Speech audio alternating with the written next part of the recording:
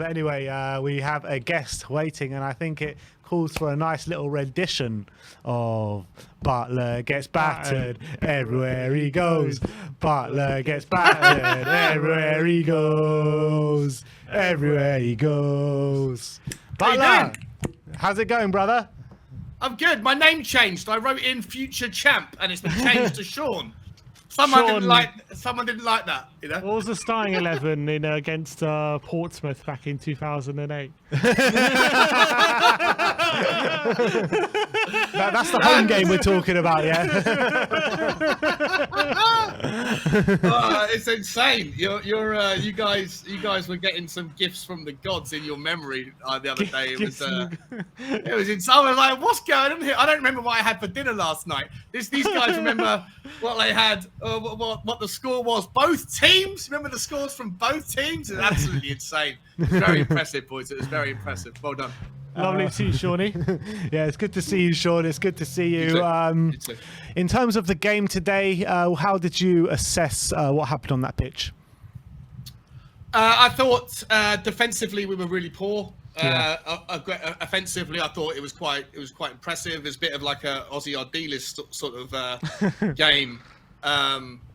If I reflect on it, obviously it's the first game, right? So you can't take too much away from it, and there was lots of sort of trialing and errors. But there were certain players I thought looked really good and looked really sharp, and other players that didn't. Yeah. So who are the players that look good for you and look bad for you? Sanchez was one of the bad ones. As much as I liked his crack, I like the fact that QT Romero and him teamed up from the back of a corner, getting recycled, and him having a shot. That was a nice surprise. I thought he was generally quite good in the air, but I just think again he switches off. I know he's playing out of position, so we know he can't play in the left-sided centre-back role, so I'll give him a little bit of a leniency there. But generally speaking, he was twisted and turned by some of these very tricky and creative all-star boys from the Korean League, and I don't know what he was doing for the equaliser. First, it was a great whip-in, but there was like an ocean of space between Dyer and Sanchez for that fella, Kim, I think his name was, to just no one closing him down. Nobody. It was madness, absolute madness. So I thought he was on the negatives. For me, on the positives, on an individual performance, I thought Brian Hill looked really good. I thought Lucas Moura looked really good. I was really impressed by Richarlison. I'm softening my approach on him. Tell us more, Sean. Tell us more. Well, it's interesting because I looked at Richarlison and said I don't think he was terrible, but I thought his passing was a bit loose, and I thought his first touch could be better. But what impressed you about him today? It's just his trickery, right? His ability to draw fouls.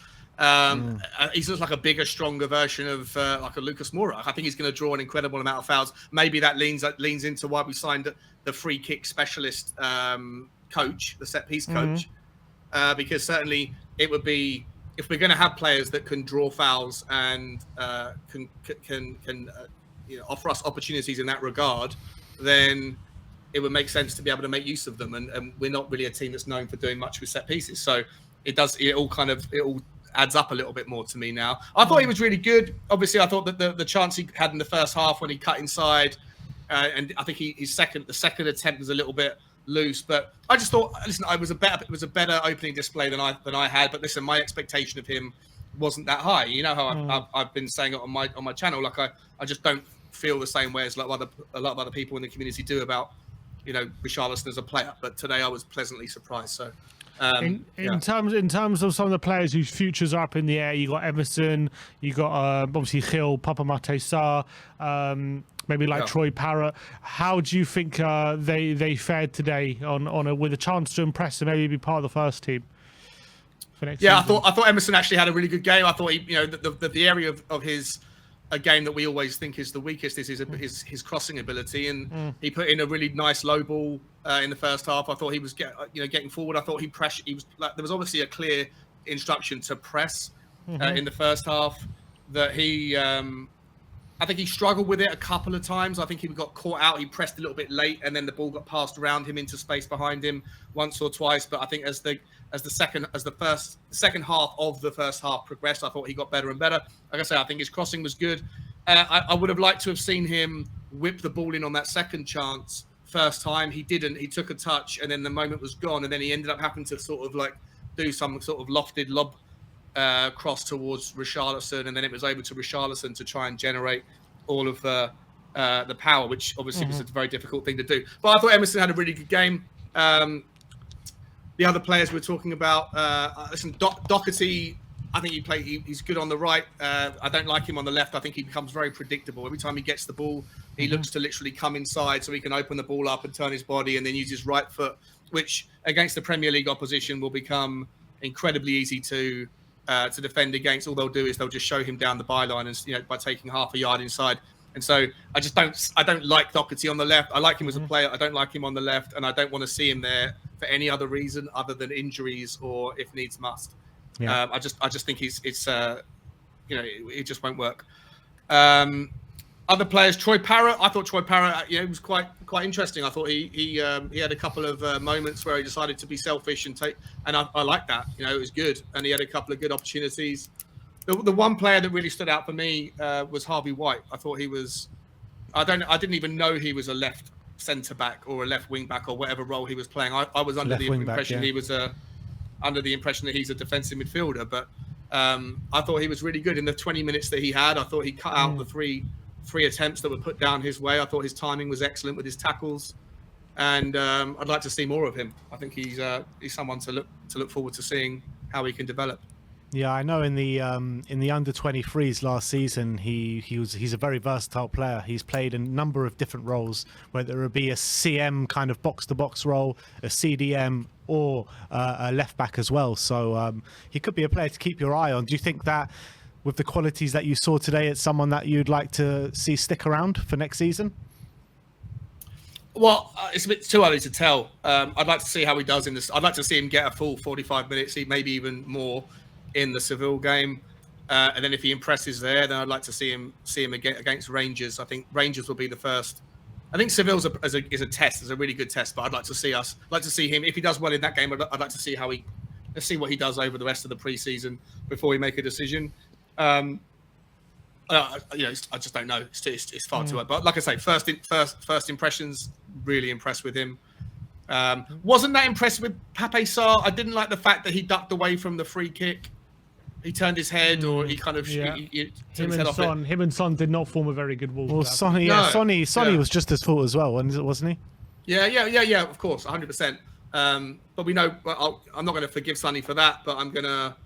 We know what Sonny's about, right? So that his position isn't under threat. We know he's a great player. But when Pape Sarr is making his debut, I just think it was a bit of a. I'm surprised that he turned his head. There seems to be a few players in Tottenham that like to turn away from balls being hit towards their face, and I get it. It's probably a natural instinct. But if you're making your debut and you're trying to impress the boss, then that's probably not the best way to do it. I thought during the game, though, apart from that, I thought he was okay.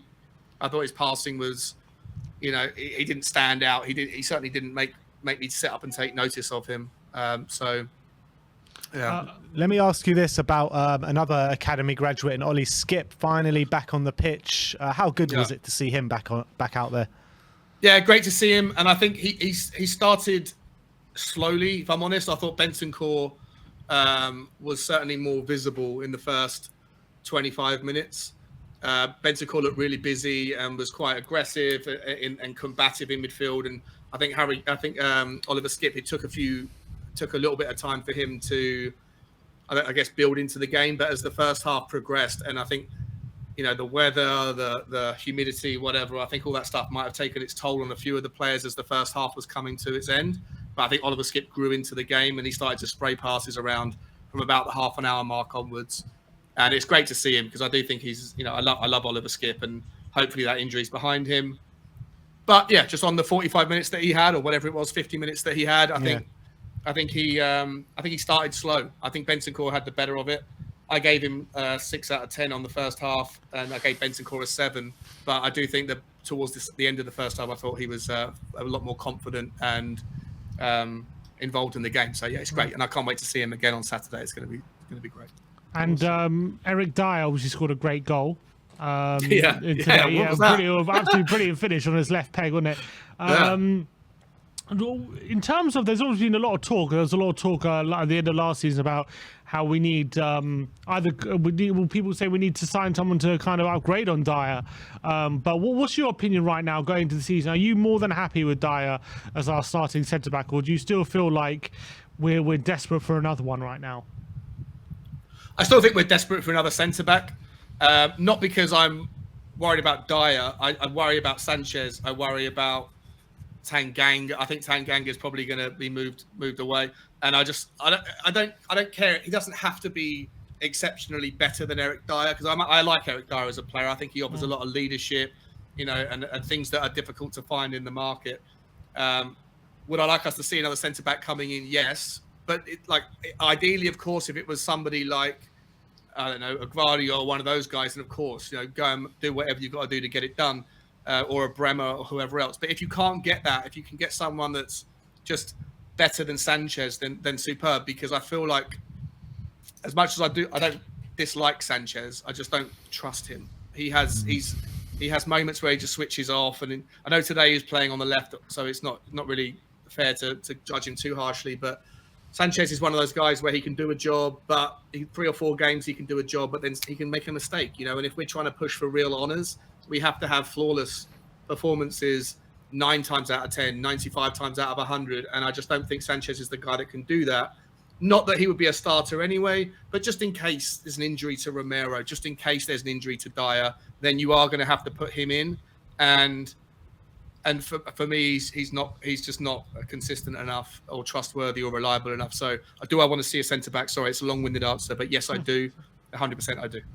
All right, brilliant, Sean. Good to have you back on the channel, and good to face you in the quiz last night. Looking forward to next week. Yeah, so am I. I've got some tricks up my sleeve. Oh. I heard. No, I'm kidding. You've been texting James saying, put this question in, put that question in. That's what I'm hearing.